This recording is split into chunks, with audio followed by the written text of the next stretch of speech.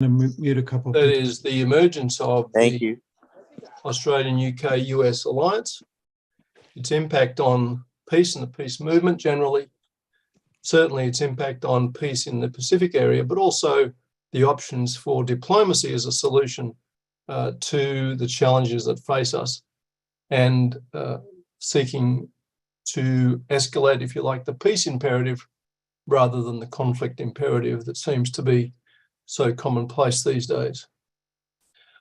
We're delighted at Massachusetts Peace Action to have a panel of active participants, as well as everybody who is here to observe. And so a few of the ground rules are as follows. We'll have each of the speakers make a few comments for up to 8 minutes. And then after they completed that round, we'll then be more than happy to take questions. If you'd like to post or put anything in the chat, then please do. That may be helpful later on. The speakers, as you can see, Richard Tanter, Hannah Middleton, Lisa, Linda Navidad, and Ting Wang. Two from Australia. I sound Australian, and I guess I still am. And Ting will sound Australian. But I live in Newton, in Massachusetts, in the United States, and I'm happy to say that Australia is the home of my birth and my culture. Let me start with a couple of comments about my own experience of the US and Australia, and then I'll hand over to Hannah. On the 23rd of October 1966, I stood on the tarmac at Kingsford Smith Airport in Brisbane as a member of the Brisbane Junior Eisteddfod Choir, and sang 2 songs as a member of that choir. One was Funiculi Funicular, a Mario Lanza tune, and the other one was Auld Lang Syne. And the person for whom we were standing on that rather crusty old tarmac was none other than LBJ, doing the, if you like, soft power trip into the country as the Vietnam War ramped up. And sadly, as Australia joined in sending troops to that unnecessary and pointless conflagration that was really none of our business. I've had a lot of years to reflect on my participation in singing Auld Lang Syne to LBJ as part of a choir, and I suppose I've regretted it ever since. But in the meantime, it serves as an indicator of the long and, if you like, intense history of the association between Australia and the United States, and the connections, unfortunately, between Australia and the United States that have to do with violence and war. There are other connections, of course, but the ones we're here to talk about tonight are those that are the less and least pleasant. So without further ado, I'd like to hand over to Hannah Middleton and ask her to make her comments, and I'll give her a note at 7 minutes if she needs it. Thanks, Hannah. Thank you. Good morning, everybody from Sydney, Australia. I start by acknowledging that I am speaking from the land of the Gadigal people of the Eora Nation. I pay my respects to their elders, past and present, and I acknowledge that this is Aboriginal land, always was, always will be. The Australia-US-UK alliance is currently expressed through the AUKUS military pact. And AUKUS will undermine Australia's sovereignty, threaten peace and stability in our region, destroy the economic well-being of this and future generations, and prop up the US and British arms corporations. On the ground, AUKUS means 1, US and British nuclear-powered and nuclear-armed, although we won't be told, submarines will soon be berthed near Perth in Western Australia. Second, the Australian government will pay billions of dollars to prop up US shipyards and to buy 3 second-hand US Virginia-class submarines, attack submarines, early next decade. Third, a new nuclear-powered attack submarine, the SSN AUKUS, will be built in collaboration with Britain. 5 of these submarines are due to be operational from the 2040s. AUKUS also includes cooperation on artificial intelligence, quantum computing, space warfare, underwater technologies, and more. Australian Defence Minister Miles is now claiming that the nuclear submarines are not for war, but to protect Australian merchant shipping. There are about 26,000 shipping movements to and from Australia each year, and there is no way a few submarines can protect them. We need to be clear that AUKUS is entirely about maintaining American hegemony in the Asia-Pacific region. AUKUS means that Australia, my country, is a country on the brink of war, not because we are threatened, but because the US wants this. Under the 2014 Force Posture Agreement with the United States, Australia is providing agreed locations and facilities to support US military operations against China. We don't know how many locations and facilities on our territory there are, but we do know that they are under US control and command and can be expanded at America's pleasure. President Obama launched the US so-called pivot to Asia to confront China, implementing the neocon policy of preemptive action to prevent any nation becoming a challenge to the US, using force if necessary. Anything goes, including truth, and allies like Australia must bear the costs for full spectrum dominance of land, sea, air, and space to protect US interests and investments. Just as Australia was led into the war on Iraq with lies about weapons of mass destruction, so now lies about an aggressive Beijing are being used to lead us into war with China. But the case is yet to be made that China poses any threat to Australia. The fact remains that the Chinese Army, Navy, and Air Force remain on or near its borders, while the US and its allies have encircled China with hundreds of military bases and missiles. At a cost of at least 368 billion Australian dollars. And these projects always have cost overruns, so we know it'll be many more billions. Australia will be sacrificing the health, education, housing, and other essential human needs of our people. With AUKUS, Australia is essentially paying the United States an exorbitant price to confront China, Australia's largest trading partner. A war with our trading partner would destroy our economy and cut off most of the exports and imports we require to function as an island nation. Hidden in the fine print of AUKUS is the deal that Australia will be responsible for storing high-level nuclear waste from the decommissioned reactors, despite the fact that we have no site to store even low-level nuclear waste. Naval nuclear reactors pose serious risks for our people and the environment. Uranium is enriched to about 5% in French and Chinese submarines, but to 93% in Australia's vessels, greatly increasing the disposal problem.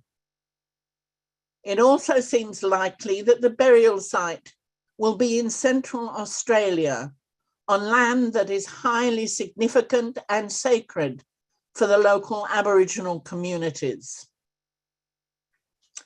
Australia's participation in a US war against China is not inevitable and is certainly not necessary. And Australians are beginning to realise that we must end AUKUS before it gets us all killed. 1 minute. Despite the deluge of propaganda geared towards manufacturing consent for war on China, the Australian public is not confused of the need to rush into war alongside the US.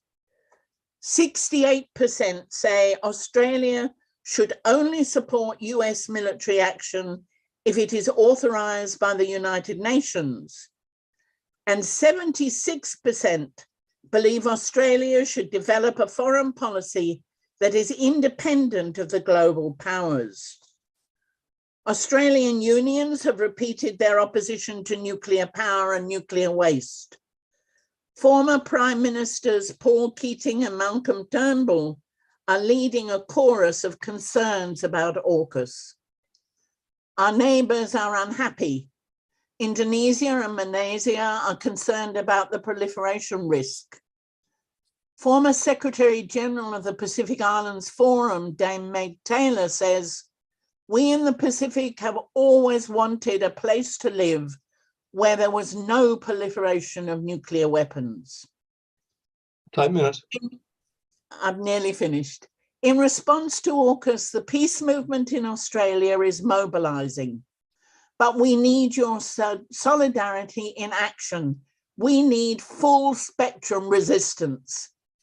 We ask you all, individuals and organisations, to help develop a powerful international movement that can defeat AUKUS.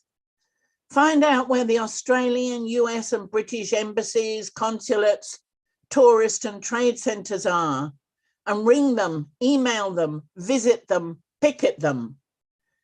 Please make May the 1st and the 6th of August, Hiroshima Day, focal points for international action to smash AUKUS and replace it with diplomacy and peaceful coexistence. At a time when nuclear tensions have never been higher, we must make a united stand for peace and for the planet. Thank you. Thank you very much, Hannah. Much appreciated. And some great advice there, plus some excellent data. I will hand over to Richard Tanter, and Richard is going to put some slides up for us. There we go. Just a minute. That's probably not the one you wanted. Probably not the one I wanted. Never mind. Come back to where we are. Here we are. Could I ask for the frogs to be turned down just a tad? We have our own here. They're not quite so noisy. Okay. Can you speak up, Richard? We can't hear you very well. Okay. Me now, Joseph. Is this all right? A little better. Hang on. I'll disconnect. Can you hear me now? Yeah. Yes. Very good. Thank you very much. Hi, Richard Tanter here from Nautilus Institute. And I'm speaking to you from Bunurong country, which is Indigenous land on the southeast coast of Australia near Naarm or Melbourne. As with Hannah, acknowledging this is Aboriginal land, always was and always will be. That's not just a matter of politeness. It actually is a really important factor in, frankly, the disasters of Australian foreign policy that we are now witnessing. I'm going to speak very briefly, starting my thing. There's a slide shot here which the organisers have, and I'll put in the chat in a moment. and it has some resources that may be useful.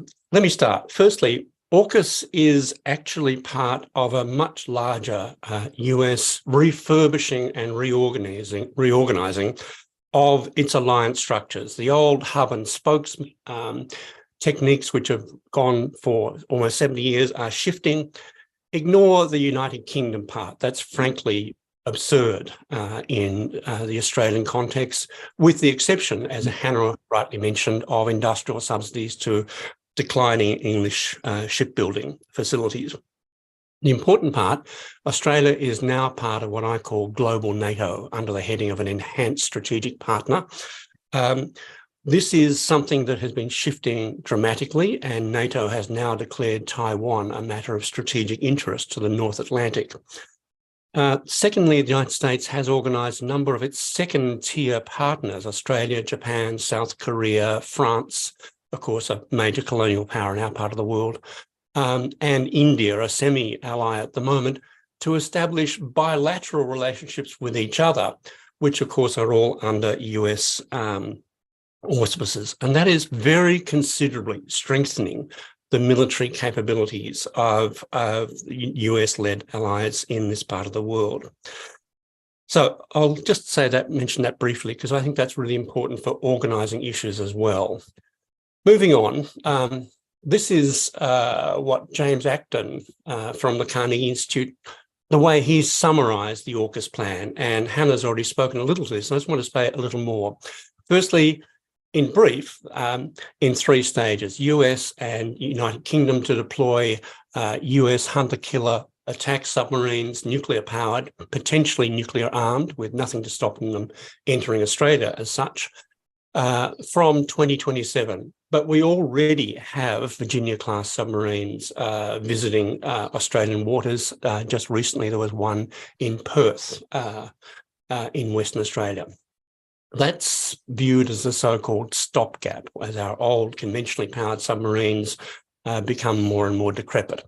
Secondly, Australia will deploy Virginia-class submarines purchased from the United States, probably in about 9 to 10 years' time, and you can imagine the finances of that. Thirdly, Australia will deploy British-designed so-called AUKUS-class submarines, a class that has not even been designed, let alone produced yet, from the 2040s, most of them are arriving in the 2050s. That's an extraordinarily long time. As Hannah said, the cost at the moment has been put at 384 billion Australian dollars. It will, of course, be vastly more than that when the time comes. On the right-hand side, just mentioning a couple of things that Hannah mentioned. This extraordinary high-level nuclear waste storage facility, which is to be built. And I would remind you that there is no permanent high-level nuclear waste facility on an industrial scale anywhere on Earth at the present. There are a series of interim ones. The US gave up under Obama, the French have given up, the Russians have given up. This is a very serious matter for Australia because, of course, the plutonium in the spent fuel can then be extracted unless it is treated to make it irreversibly inaccessible. Naval training arrangements. We don't have anyone in our submarine fleet who knows anything about naval reactors. Naval and civilian engineering, regulatory regimes. We do not have an adequate regulatory regime to deal with any part of this, particularly harbour safety. The combat and communication systems will be entirely interoperable with those of the United States, and the fleet, such as it is, will be interoperable with the United States fleet. And of course, the industrial subsidies to the US and United Kingdom arms corporations. The most important thing to understand about these submarines derives from their characteristics of long range and long endurance. Usually the way you do submarines or such things is to work out what's the risk that you're trying to deal with, what's the strategic requirement. The only strategic requirement that leads to a need for long range, long endurance submarines is, of course, attacks on China, South China Sea, East China Sea in particular, assisting the US to blockade Shanghai, for example, or assisting in all-out attacks there. The characteristic of these submarines unarguably is not about the defence of Australia. It's about assisting the United States. And in particular, nuclear threat to China, which even if this should be stopped, will, and I'll speak about that in a moment, will not be forgotten in China. I mentioned stopped before, and I'll just go back to the previous slide here. That yellow submarine figure, if you click on it, links to an extremely good piece of work by Alan Beam and two of his former Australian Naval Submariner colleagues about what you need to design a submarine if you're doing it and how complex it is. The point being, it's not just $384 billion, which is a huge amount in Australian terms, absolutely huge, with huge impacts on the rest of the defence budget for anything that might be, putting it mildly, something more useful than what we're doing here. But there is a vast amount that can go wrong with those three stages that have been talked about there. This is certain to go wrong in certain respects, but unlikely to be stopped without huge political action. This is a gross and dangerous folly. It's massively expensive. The huge opportunity costs are really important. It most importantly makes it highly dependent on the United States. And our former Prime Minister, Conservative Prime Minister Malcolm Turnbull, argues strongly and rightly that it is a surrender of Australian strategic autonomy. And there are some references there that you can have a look at if you want to pursue this further.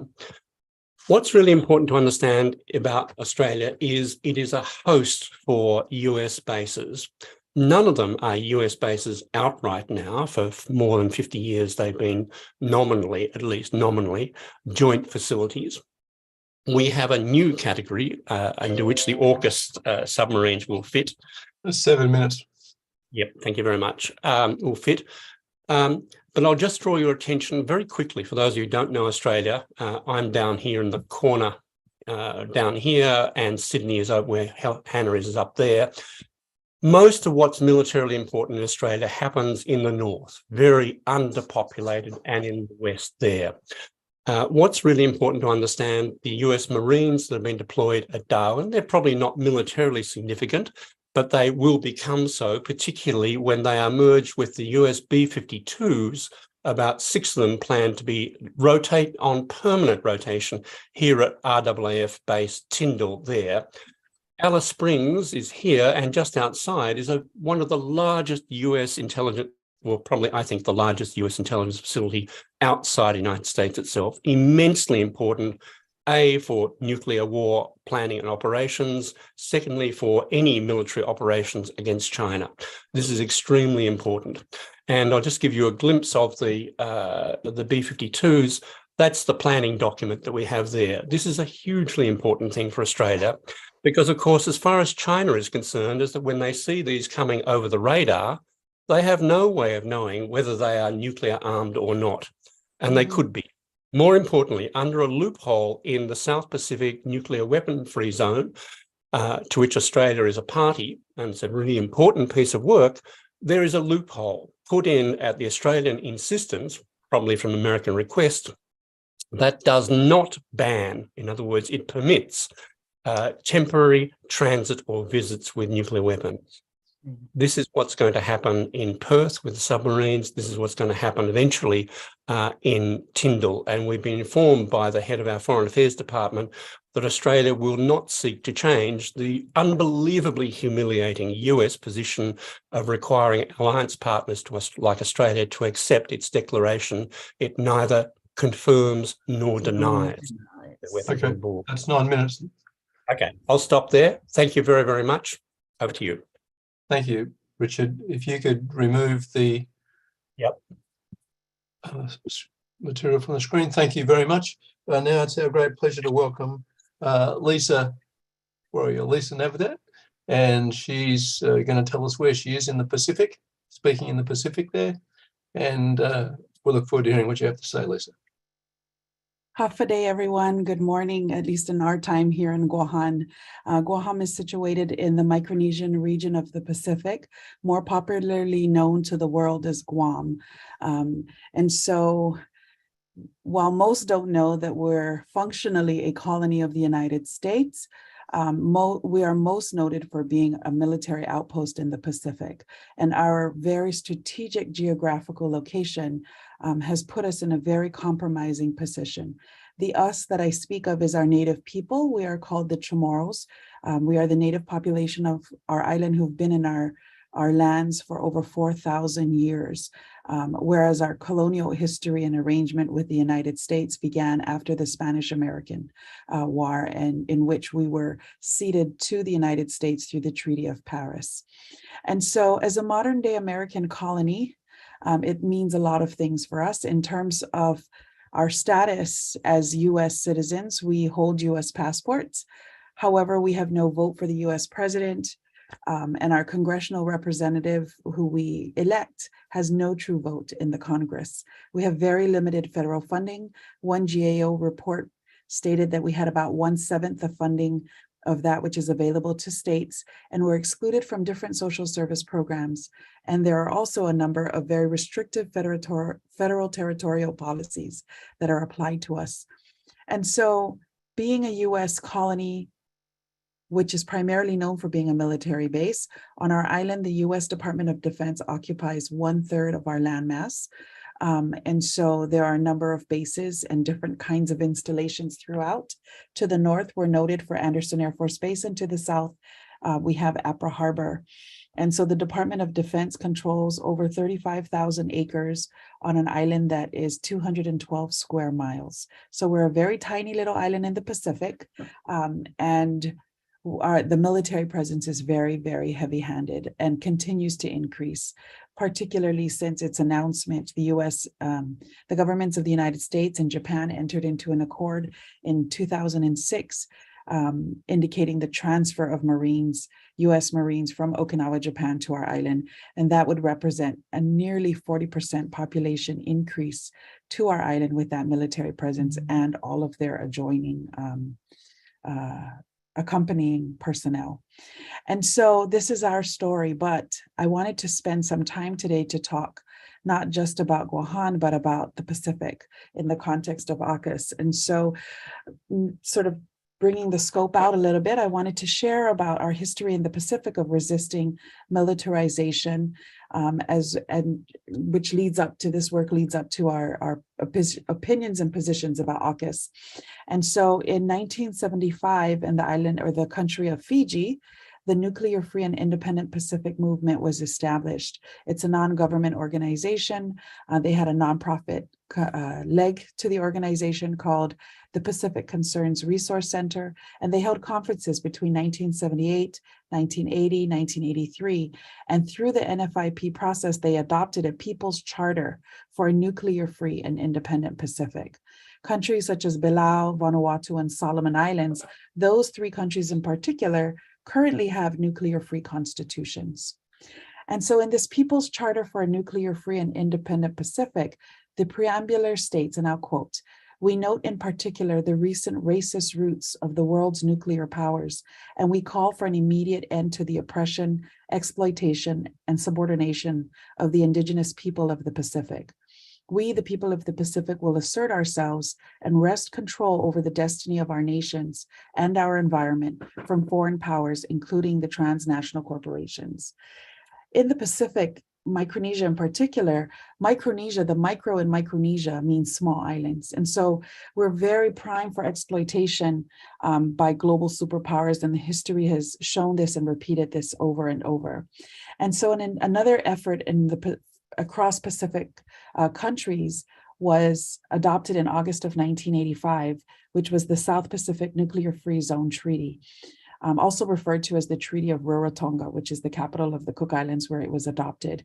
And so the Pacific Island Forum adopted it at its 16th meeting in Rarotonga, which was in August of 85. And the treaty particularly stated that there would be no manufacturing or possession of nuclear weapons, no atomic testing, no radioactive waste or matter in the Pacific. The countries that were included in the list of support included, ironically enough, Australia, the Cook Islands, Fiji, Kiribati, New Zealand, Niue, Tuvalu, Western Samoa, Nauru, PNG, the Solomon Islands, Tonga, and Vanuatu. It's also important to note that to date, the United States has not ratified the treaty. And so another entity in the Pacific is the Pacific Islands Forum, which is a body of elected leaders and presidents of the different countries throughout the Pacific. And in their 2019 meeting, they established a mandate to carry out the provisions of the Treaty of Rarotonga. And in December, subsequently in December of 2022, they held the first state parties meeting to commemorate the 35th year anniversary of the adoption of the treaty. And as such, created a nuclear legacies task force to assist nuclear survivors in the Marshall Islands and in Kiribati. And so when we look at Micronesia in particular, which Guam is situated, and we talk about militarization, of course, the nuclear testing of the Marshall Islands is very much a critical piece in that story historically. And so the Pacific, in response to the announcement of AUKUS, has been resistant. There actually was a story that was written, I believe Nick McClellan had written it, getting and obtaining quotations from different Pacific Island leaders. And I'll share a handful of them. And so, for example, the Prime Minister at the time of the Solomon Islands said to the UN General Assembly, quote, "We would like to keep our region nuclear free and put the region's nuclear legacy behind us. We do not support any form of militarization in our region that could threaten regional and international peace and stability." Similarly, we have Prime Minister Bainimarama of Fiji, who also reported to the UNGA, quote, "The commitment of the Pacific Island nations to the elimination of nuclear weapons is not based on an abstraction. It is based on real experience with the consequences of nuclear fallout, and it is at the root of our sense of urgency." And so he reminds us, you know, the Pacific really has been in so many ways the dumping ground. And so we also hear from the former Prime Minister of the Cook Islands, Henry Puna, who stated, quote, "Despite 36 years of the Treaty of Rarotonga, the 25 years since the permanent cessation of nuclear testing in our region, the nuclear threat remains, exacerbated by the permanent intergenerational consequences and impacts of nuclear weapons." And so collectively as a region, the Pacific has made its voice clear, has made its position clear of our effort, not just for freedom, but also for disarmament in the Pacific. And so AUKUS, of course, is a very tangible threat to this. And, you know, it's ironic for me because as I was invited to this, this webinar and focused on the discussion herein, you know, as a person who lives in the context of a very heavily militarized place where we have had threats from North Korea, we have a bomb in China called the Guam Killer, where the tensions around Taiwan now are overwhelming, that when we wrap our minds around it, it's really hard to breathe. The discussion of AUKUS is just yet another layer of our military reality that we have to contend with here. Something that is very unnatural for humanity, and we must always remember that. There's nothing natural about militarization for the human condition. And so as Pacific people, we're very rooted in our sense of self, in our connection with each other, and in our connection to land and the physical environment. And so for us, you know, AUKUS is a violation of all of that. Unfortunately, in very recent news in the last few days, the incoming chair of the PIF, who's the Cook Islands Prime Minister Brown, was quote unquote assured by the U.S. Secretary of State, Wendy Sherman, stating that AUKUS will not undermine or breach the Treaty of Rarotonga. That's 9 minutes, Linda. Thank you. Words as this really just don't mean anything to us, because we know from our own historical experience that, as Hannah shared in her opening, that this really is about global domination and hegemony of the United States. And so with that, I'll leave with that and just say that, you know, Nick McClellan in a recent article called for Australia's need to call on the Biden administration and the U.S. Senate to recognize and to ratify the Treaty of Rarotonga. And so I would just like to echo that from our Pacific perspective. Thank you very much. And it is extremely important for us all to have the perspective of not only Micronesia, but the many, many people and countries scattered across the Pacific who are impacted, often without much opportunity to have any say in what's going on. And so Australia in some ways is the colonial power for the Pacific, and now the power ratio has been increased, as it were, and the scenarios certainly don't sound much like they're very positive, Lisa, certainly with those troops coming from Japan. All right, so let's move on to Ting, Ting from MAPA, and welcome Ting, and look forward to some comments from you. Thank you, Marcus. Hi, everyone. Thank you so much for joining us today. My name is Ting, as Marcus said. I'm currently working at MAPA as a communication specialist. I recently last year moved to the Boston area and have been with the organization since January. And my background is Chinese Australian, so I'll be speaking from that perspective a little bit. It's interesting. It's always a little funny when I first moved here, people wouldn't know what to make of me because I look the way that I look. But when I open my mouth, I speak with an Australian accent. So people are a little bit bewildered. They're like, wait, but you're Asian, but you're Australian. But so that's been a bit of like an interesting experience and a weird privilege that I guess I've experienced as well. But aside from that, being an Australian citizen definitely has its perks here. This is just kind of, I guess, a symptom of what has been spoken about previously about Australia's deeply embedded relationship with the US, a historical relationship. Australia, even from like a migration perspective, Australia is on the ESTA program. It's a visa waiver program. Tourists from Australia can come to the United States for 3 months at a time without any kind of visa requirement. A special line for us at the airport. I'm currently on a special working visa that's only available for Australian nationals. It's pretty smooth sailing. But added to that, I'm an Australian citizen, but I also am like a second generation migrant. I was born in Melbourne, Australia in the 90s, and I've lived in Australia basically my entire life, mostly in Sydney. My parents were both Chinese immigrants to Australia in the 80s, and there are a lot of us in Australia. So for a bit of context, through the 70s and the 80s, there was a huge influx of skilled migration from Asia to Australia. And then in 1989, amid like a lot of political turmoil in China at the time, the Australian government allowed Chinese students to basically permanently reside in Australia. Australia has one of the largest immigrant populations in the world. In fact, immigrants, I think, account for about 30% of our population, and the Chinese-born population in Australia is at about 600,000. A lot of like huge community hubs, especially in major cities like Sydney and Melbourne. Lots of great food, though. Basically, I'm saying because of the immigrant population. I'm not saying that's only because of the immigrant population that there's great food, but I'm not saying that either. But that being said, the Chinese community is definitely not a monolith. And Chinese diaspora have all built their lives in different ways in the country and have, I'm sure, complicated feelings about how they relate to the government as well as their motherland, wrapped up in, what they've brought to this place that they call home now. So I think that it's important to understand all that in order to contextualize the Australian-Chinese relationship from both like a foreign policy standpoint and also from a racial lens.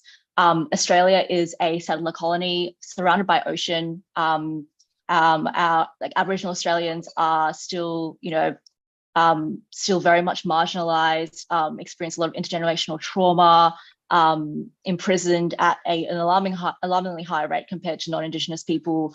We keep refugees who try to arrive by boat in an incredibly inhumane offshore detention center. And also post 9/11, we've seen a lot of Islamophobia like throughout Australia. I would say that on Australia's relationship with war and how consent has been manufactured in Australia for war, Australia's relationship with its military, as in the Australian public's relationship with the military and with war, I would say is very different to the US. Lots of reasons that I can't go into, but for example, in a poll conducted just last month, only 20% of Australians considered China to be a threat, which was down from 6% in the previous month. We don't have the same kind of like military culture that I think is very much embedded in the US national identity. And therefore AUKUS has been a harder sell to the Australian public. That being said, it's not as hard as say the Ukraine war, even though there is a lot of obvious support from Australians for the Ukraine war against Russia. It does seem more like a world away. China is closer, it's current, and there's a lot more entanglement and room there to manufacture that consent. But as I think Hannah mentioned previously, this is something that's been in the works since Obama's 2011 pivot to Asia. Since then, we've seen a developing narrative about China for all sorts of things about China, about its government, about its president, about its culture, I guess. And I think that hits differently as well when you consider that there's a lot of our international students, for example, are from China. So we have a young migrant population as well. So that comes into play culturally, I would say, on a societal level. And for example, the report about the persecution of Chinese Uyghurs in Xinjiang came from a think tank in Australia called the Australian Strategic Policy Institute. This think tank receives, sorry, I think that my Oh, you're fine. We can hear you.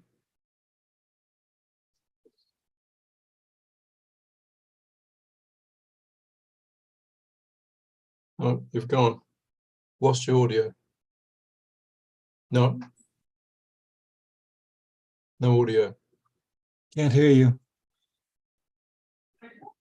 okay, what was the last thing that everyone heard? Oh yeah, right. Now we hear you. Yep. Just before you stopped, you were going until you said you couldn't. You took your headphones off. So that's okay. All right. Well, I will go now without my headphones. So I think what I was talking about was ASPI. ASPI. How it's funded. Yeah, so it receives funding from the US State Department as well as Boeing and Lockheed Martin.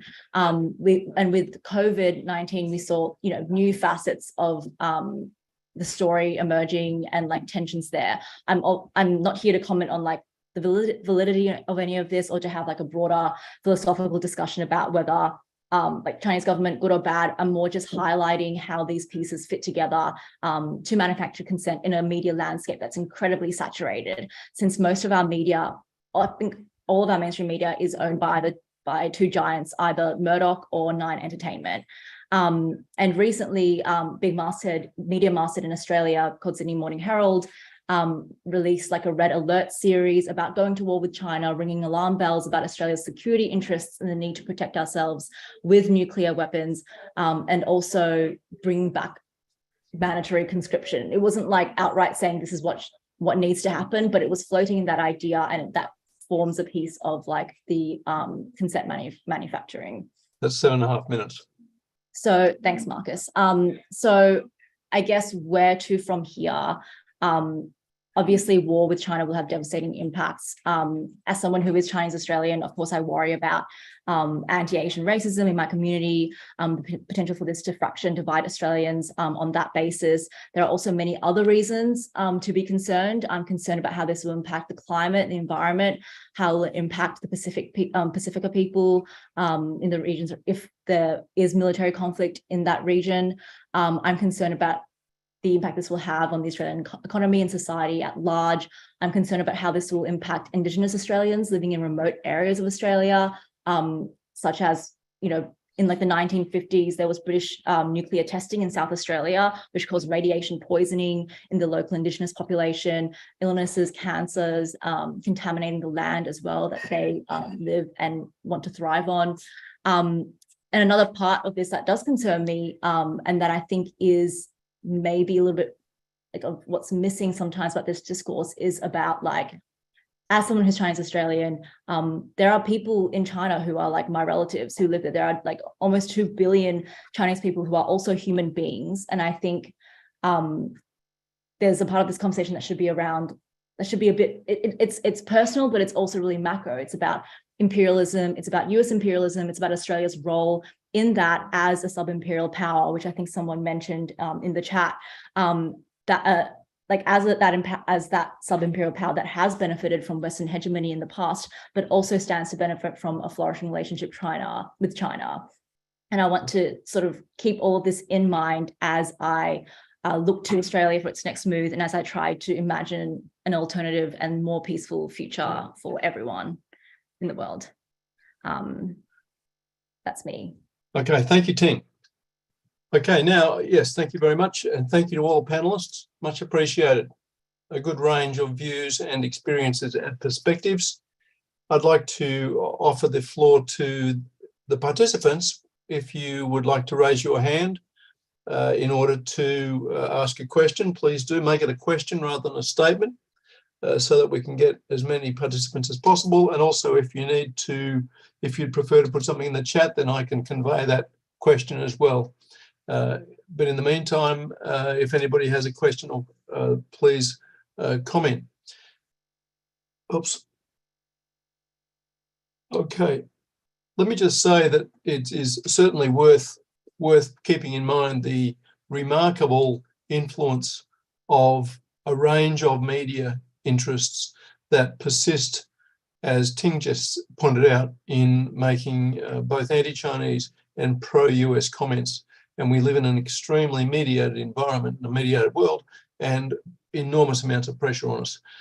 So thanks for raising that as an important aspect of the entire environment in which we're living. Okay, so I see Laura Gibney. Laura, please unmute yourself or press your space bar or something, and we look forward to hearing from you. You muted still?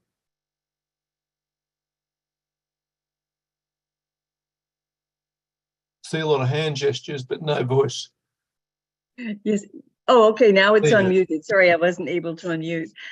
Yes, I just want to ask you, with your two former prime ministers coming out and calling this whole scenario into question, are their voices making it through the mainstream media? Given that from what you've just said, Ting, you've got like two mainstream, you've got the two groups, the Murdochs and the other one. Are these prime ministers able to get their voices out? Are people hearing them and debating what they're saying? Excellent question. Why don't we hear from the people who are resident in Australia first?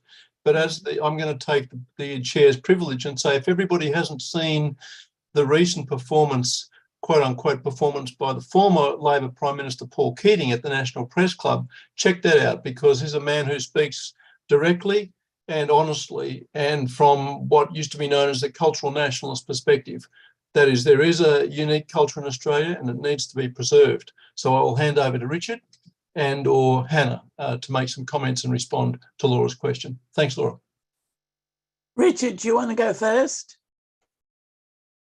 You're muted.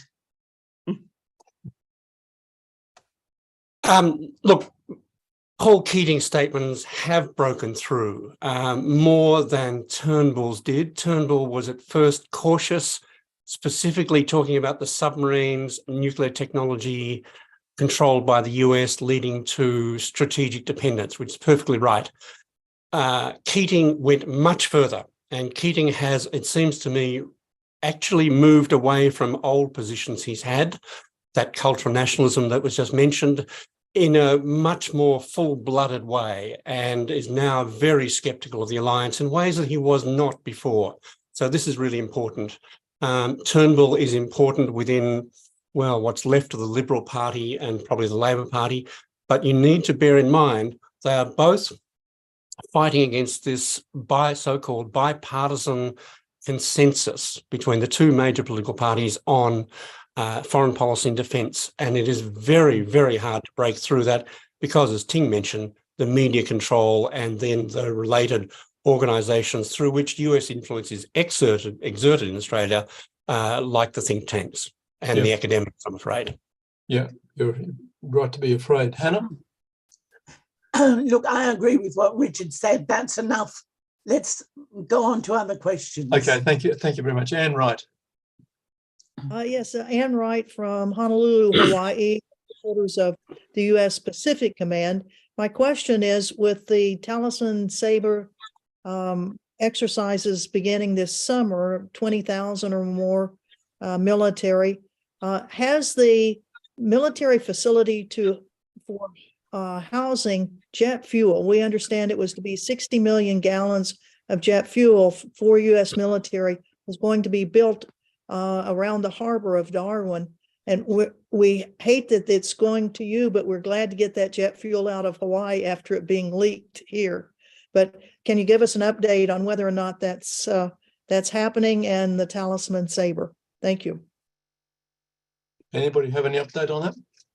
Well, Talisman Sabre is going ahead, and there will be more countries involved in the next iteration. I needn't go into that anymore. The fuel depot near Darwin it's my understanding, is actually being built and is near completion. Richard, do you agree with that? Yes, it is. It is close to completion. It's very big. It's very close to Darwin City. And if there are any pollution events like you've had in Hawaii, it will be catastrophic. There is a smaller aviation fuel dump being built specifically for the United States, B-52s at Tyndall. These are really very big changes because you can work it out for yourselves, I think, why. Yeah, thank you. Dan Shaw. Yeah, my understanding is Australia has ratified the NPT. Just let me say this has been a really illuminating conversation, but get back to my point. The way I understood it is that U.S. bombers will rotate in and out of Australia with nuclear weapons on board. Is that not a violation of the NPT? Or am I confused?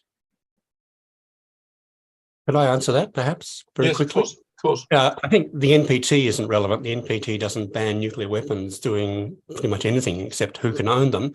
I think probably what you're thinking of is the South Pacific Nuclear Weapon-Free Zone Treaty that Lisa outlined. And that has this appalling loophole in it which bans nuclear weapons anywhere in the zone and the territories of its countries, except for the matter of transits, which are very broadly interpreted. And we've now had a definitive official interpretation from the Foreign Affairs Department, which says the US could bring nuclear weapons into Australia under their policy of neither confirming nor denying. And this is, of course, is both humiliating and needs to be addressed very carefully. So you're quite right, different treaty. So you got the answer. Thanks, Dan. You want to say something else? Yeah, my understanding of the NPT is that the signatories and ratifiers agree not to allow nuclear weapons or material that can be converted into a weapon on their territory or to do anything to transmit nuclear weapons or materials to other countries. So, unless I'm mistaken, that constitutes a significant violation of this treaty, which is very, very scary from my point of view. Yeah, thanks, Dan. It's not only a matter of being scary.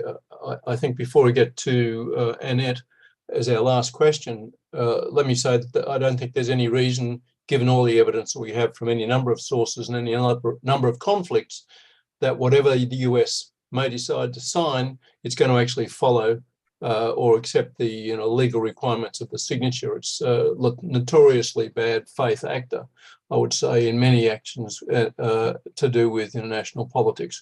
But that's me just sounding off on what amounts to paperwork that people in Washington don't seem to really care very much about. Annette, please. Thanks, Marcus, and thanks for a terrific webinar with covering such a range of areas. I guess I've got a question for Ting. Really impressed with what you contributed, Ting, from an Australian Chinese perspective, and I look forward to talking to you outside of this meeting. My question would be as to how can we in the Australian peace movement work a bit more closely with the Chinese Australian community, because it is a very important part of the community in Australia. And I take on board, your your humanitarian approach to thinking about the ordinary people in China and what's at risk with a war starting up against China and the terrible loss of life. I also just wanted to mention that, what Lisa had to say about the Pacific, and Lisa is very much a part of what is now the Pacific Peace Network, an initiative of the Independent and Peaceful Australia Network here in Australia. And we are organising a tour of Pacific peace leaders during the Talisman Sabre exercises to highlight the militarisation of Australia and the Pacific. And we will be having a conference in Brisbane on the 29th of July, and I'd love to extend the invitation to all of you at this meeting to consider coming to Australia to be part of that focus on peace in the Pacific. And I'm sorry, it's not really a question, just a plug. Okay. Thanks. Thank you very much. And as a former, as a student from the University of Queensland many years ago, I can tell anybody who's here who's never been to Brisbane in July, it's a very good time to be in Brisbane. They call it winter, but it's really just like perfect. I think Thank you, Annette. I think our time is up. Can I, Ting, did you want to say something in response? Oh, I was just going to quickly respond to what Annette said about, connecting with Chinese Australian people. I'll make this very quick. Very good question, because it's a question that I've also asked myself. So I might not have the exact answers there, but I do definitely think that there's, when organising like progressive Australians or progressive like Asian Australians or people who are, aware of things from like a racial justice lens, there is like a focus on like anti-Asian hate. So racism, I think, is something that would tie them together and people will, really resonate with that as something that's worth fighting against and campaigning for.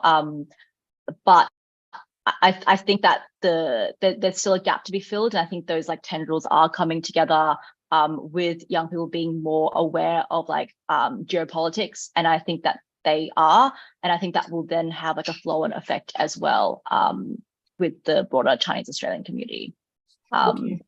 Excellent, thank you very much. Can I just say, by way, as we're winding up here, that MAPA is organising in 2 weeks' time Vijay Prasad, who's well known in many forums, and he will be presenting some comments and observations on this situation that we've been talking about today, as well as global politics, but particularly developing conditions in China itself. And secondly, MAPA is in the process of developing a U.S China peace group or peace focus, and that's, as I said, in development. And if you'd like to either participate or know more about that, please reach out to Cole Harrison through the MAPA website, and we'd be delighted to add Peace Nix to the group and to our efforts in making peace. Are there any short statements that any of the participants would like to make as we conclude for the day? That's terrific. Thank you very much to everyone. Well, thank you to everyone. Thank you, Hannah. Thank you, Ting. Thank you, Richard. I know Lisa had another meeting to go to. Thank you to all the participants. It's been a wonderful opportunity to see some of you and to hear from you and to engage in this very important discussion and hopefully see, is it too much to hope for a peace breakout in the world? Thanks again, and I'll say good night and until next time. Bye.